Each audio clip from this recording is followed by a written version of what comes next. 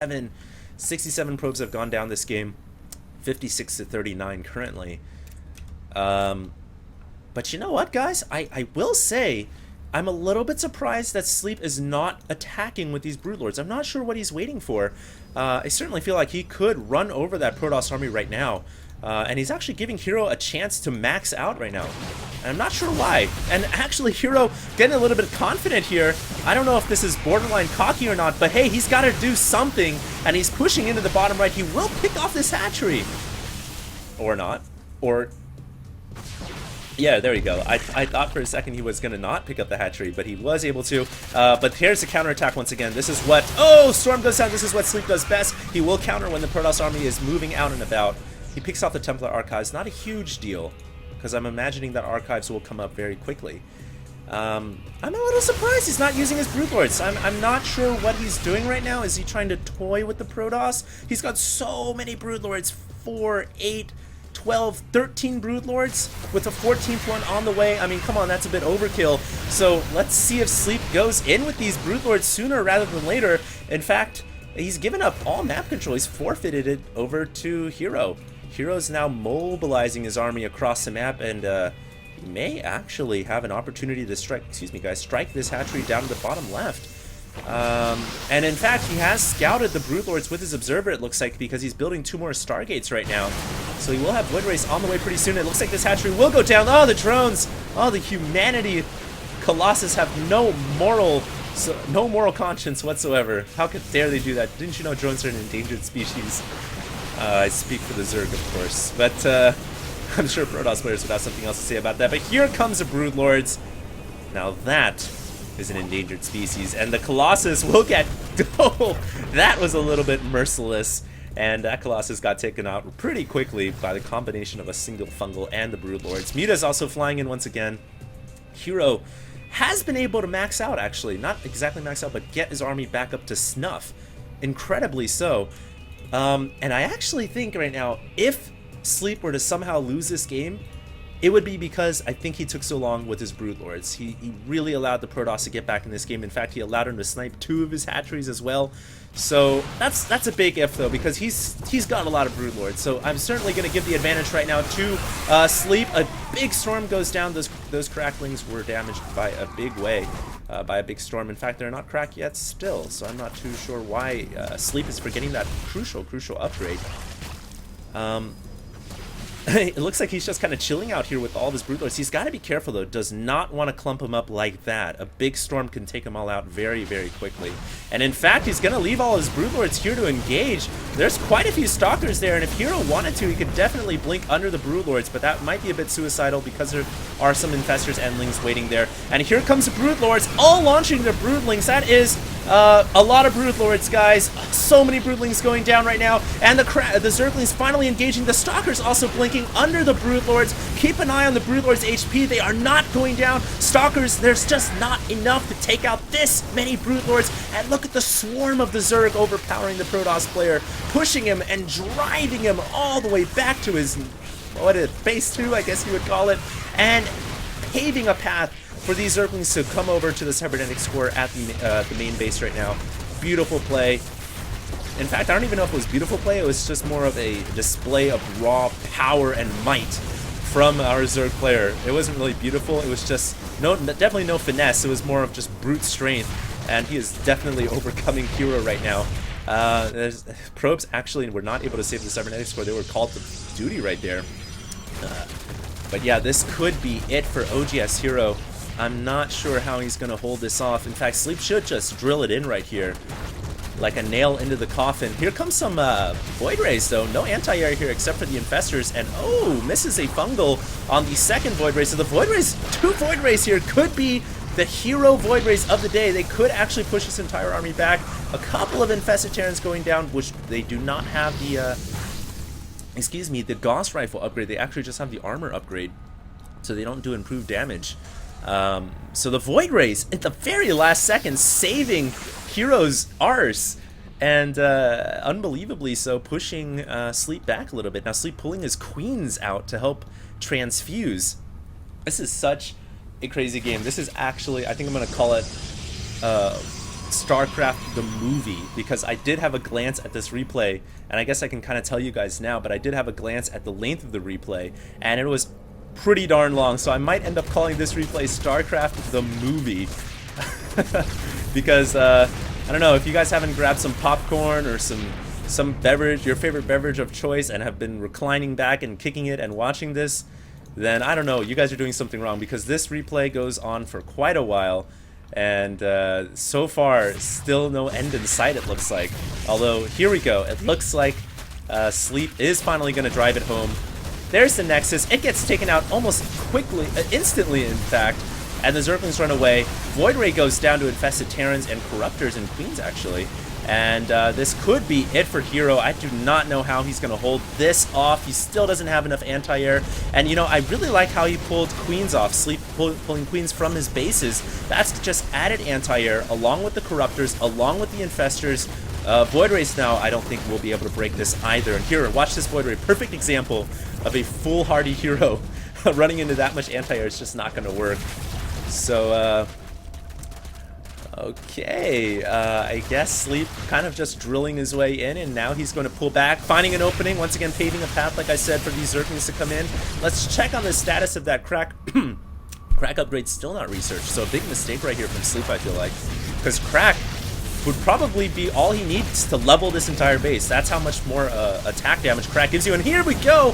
HerO coming in with his forces, pushing this army away, actually killing off all the anti-air. The Queen's going down, only one Queen remaining, most of the Corruptors going down as well, and that means the Void Rays can go to town, but all these Zerglings running in here. HerO's got to keep this Colossus alive. Good lord, look at the Colossus, 3 HP, just now regenerating shields because it's out of combat. If that Colossus had went down, these Zerglings would have had a field day inside the main.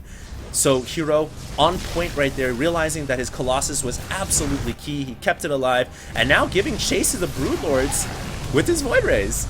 I can't believe this. HerO is making one of the most incredible stands I have ever seen, and oh my god, if he kills off all these Broodlords, I think that Sleep might actually be behind in this game, because Sleep has not been expanding. Sleep has just been playing for this ultra big push in the late game. He hasn't expanded at all. He's basically just kind of recovered 1 or 2 of his bases, but he hasn't gone to new expansions. And I guess one reason for that is because this map is quite small. There isn't really that many bases left that are fresh.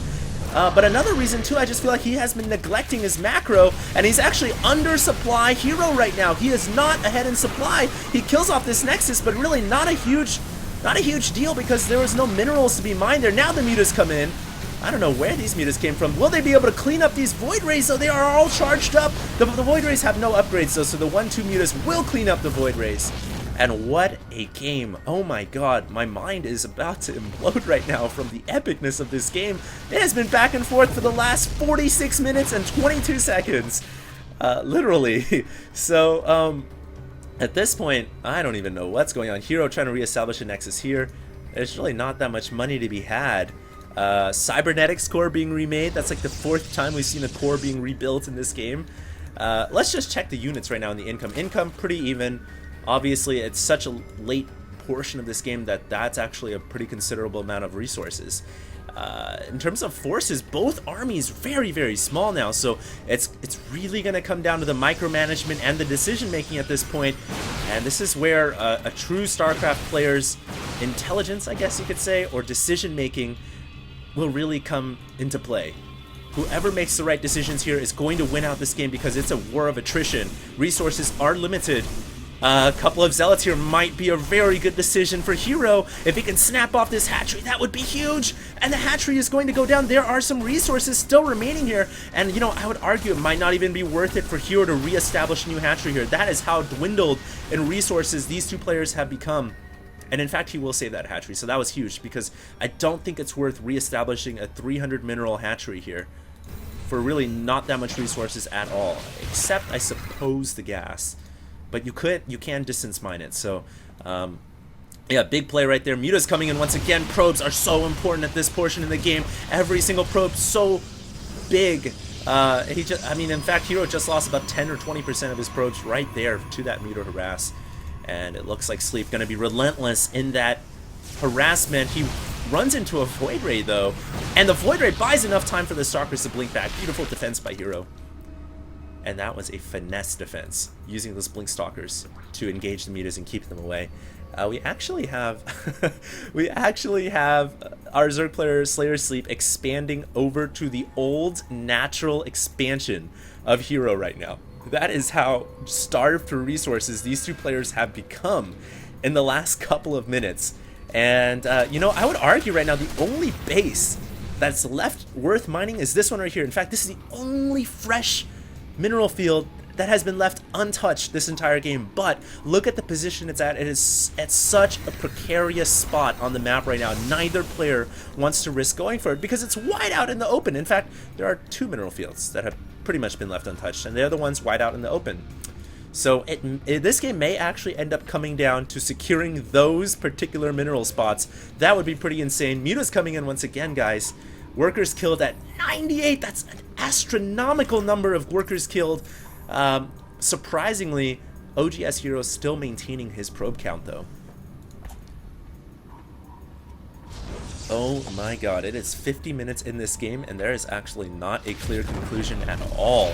A lone Zergling with 2-3 upgrades has been sent to work to destroying a pylon and an assimilator. I'm going to check on that crack upgrade again. No crack upgrade. And at this point, I'm just really curious as to why he doesn't have it. Oh, the mutas have run into Admiral Akbar's trap. And they get a couple of them get sniped off, so not all of them. It's a trap.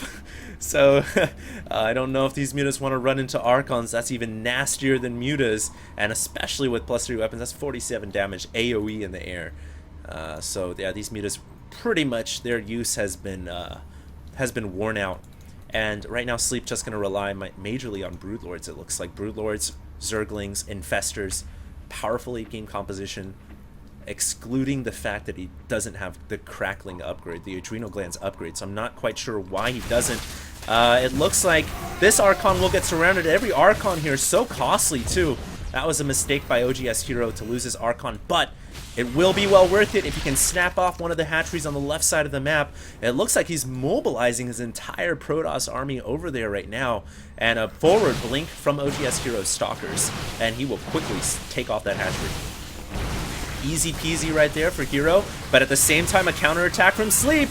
And this is just the name of the game really that Sleep's been playing. Anytime the Protoss army moves out, you know what he's going to do? He's going to counterattack. But the difference here in this time was HerO left some of his army behind, and that was absolutely key. You know, we're starting to see the evolution, I think, in StarCraft 2, where players can't move out massive balls of units anymore. They've actually got to spread out their army a little bit for fear of a counterattack, for fear of multiple attack paths. And it's become more of a skirmish style of StarCraft 2 rather than just ball versus ball, which I think is great. Fungal on a Observer there, so he finally spouts the Observer with the Overseer that he mixed into his army.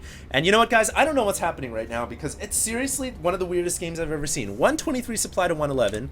Pretty much dead even. Protoss maybe a little bit ahead. The bases have been just so weird this game. And neither player really wanting to engage and commit. You can't blame HerO for wanting to engage into that. I guess you can't really blame Sleep at this point either, because one mistake can cost him the game, and on top of that, Sleep has all these crawlers, so Sleep just wants the Protoss army to engage here. He doesn't want to move out.